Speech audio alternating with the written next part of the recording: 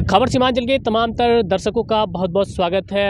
आप जो ये पीछे नज़ारा देख रहे हैं, ये वो नज़ारा है जो पूर्व में केंद्रीय रेल मंत्री लालू प्रसाद यादव और किशनगंज के लोकसभा सांसद रहे मरहूम तस्लीमुद्दीन साहब की वो एक सपना है जो आज धरातल पर दिखने लगा है। आपको बता दें कि ये वो नज़ारा है जो अररिया गलगलिया रेल परियोजना का नज़ारा है, जो धरातल पर इसका काम अब दिखने लगा है।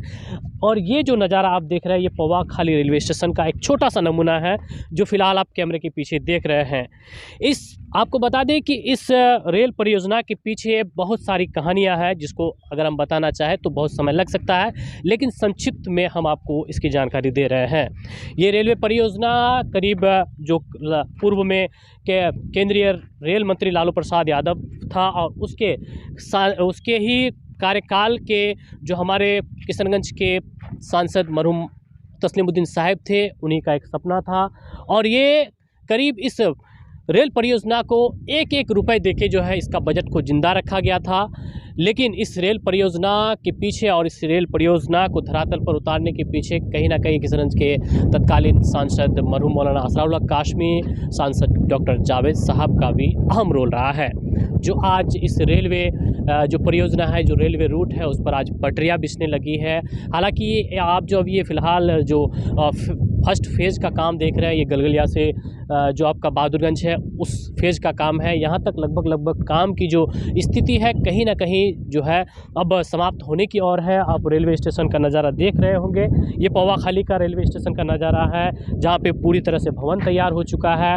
उसके बाद जो फुट ओवर ब्रिज है वो भी जो है उसका भी काम जो है कहीं ना कहीं कार्य पूर्ण होने वाली है। और दूसरी तरफ आप अगर देखिएगा तो रेलवे पटरियों में बिछने वाला पिलर भी यहाँ पे जो है ला के रखा गया है, और जो रेलवे पटरी जो है वो भी बिछने लगी है। और दोनों तरफ से इसका जो संरक्षण का काम है वो भी कहीं ना कहीं पूरा हो चुका है। और आपको बता दें कि ये फर्स्ट फेज़ का जो काम है वो फ़िलहाल जो है गलगलिया से बहादुरगंज के बीच का हो रहा है, जो लगभग काम जो है पूर्ण की स्थिति में है। आप इस रेल परियोजना से अब देखिए कि फ़ायदे की क्या बात है। अब इस इलाके में पौवा खाली बाज़ार है, जो पौवा खाली बाज़ार भी अब से कुछ महीने बाद जो है गुलजार होने वाली है। और सबसे दिलचस्प बात यह है कि रेलवे के आला अधिकारी इस परियोजना का कई दफ़े आके जो है मुआयना कर चुका है, और उन लोगों का लक्ष्य है कि 2024 के लास्ट तक जो है इस रेल रूट पर जो है गाड़ियाँ दौड़ेगी, यानी कि हम और आप जो है अररिया से गलगलिया का जो बीच का सफ़र है वो हम लोग मजा ले सकते हैं। उसके बाद जो है इस बीच अगर हम बाज़ारों की बात करें तो सबसे पहला स्टेशन का ये नमूना पौवा खाली का देख रहे हैं। उसके बाद आपको कादोगांव और साबुडांगी के बीच दिखेगा, उसके बाद आपको भोगडावर के बीच दिखेगा, उसके बाद सीधे आप ठाकुरगंज रेलवे स्टेशन पहुंच जाएंगे, जहां से लंबी दूरी की ट्रेन भी अब मिलने लगी है और रुकावट होने लगी है। अब अगर दूसरे फेज़ की बात करें तो बहादुरगंज से इसका दूसरा फेज़ स्टार्ट होगा, उसके बाद ये काम जो है अररिया तक पहुंचेगी। हालांकि अररिया तक अभी जो काम का स्थिति है वो कहीं ना कहीं इस स्थिति में नहीं है, लगभग बाढ़ और बरसात के कारण जो है काम में कहीं ना कहीं बाधा पहुँच रहा है। तो अब आप देख सकते हैं कि रेलवे स्टेशन का जो भवन है वो पूरी तरह से तैयार हो चुका है। किसी भवन में जो है रंगाई पोताई का भी कार्य हो गया है। उसके बाद जो दोनों तरफ का जो रेलवे स्टेशन का वो होगा उसके लिए फुट ओवर ब्रिज भी बन चुका है। और सबसे बड़ी दिलचस्प बात ये होगा कि हमारे इलाके की जो व्यापार है उस पर भी कहीं ना कहीं बढ़ावा मिलने वाली है, क्योंकि सिलीगुड़ी जो एक बड़ा शहर है वो सटा हुआ है इससे।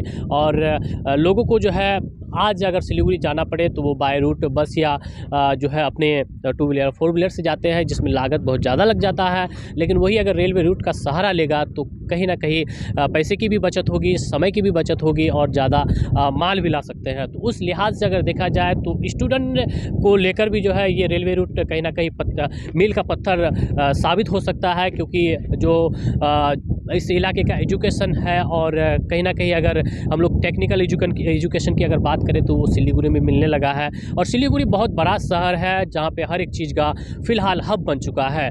तो उस लिहाज से भी जो है हमारे लिए बहुत फ़ायदेमंद और मील का पत्थर साबित होने जा रही है। लेकिन जो लक्ष्य है रेलवे विभाग का कि 2024 तक इस लक्ष्य को पूरा करना है, तो किसी तरह से अगर ये लक्ष्य पूरा हो जाता है तो हमारे और आपके इलाके के लोगों के लिए बहुत बड़ी राहत की बात है ये। लेकिन ये रेल परियोजना जो है 2007 से 2024 के बीच तक का दौर का सफ़र किया, और इस रेलवे परियोजना को ज़िंदा रखने के लिए हर साल जो है एक रुपये का बजट को ज़िंदा रखने के लिए एक एक रुपये जो है सरकार की तरफ से दिया जाता था। जो रेल बजट जो है ज़िंदा रहा और उसके बाद जो है इसका टेंडर हुआ और कार्य की स्थिति आप फ़िलहाल देख ही रहे हैं। तो फ़िलहाल आप पौवाखाली स्टेशन से आप हमें देख रहे थे और अब दूसरी फेज़ की बारी है और फ़िलहाल इसी तरह से आपको जो है इस रेल परियोजना के बारे में ये जानकारी देते रहेंगे, बताते रहेंगे और दूसरे स्टेशन तक पहुँचेंगे, वहाँ से आपको जानकारी देंगे और उसके अलावा कार्य की क्या स्थिति है वो भी आपको बताते रहेंगे।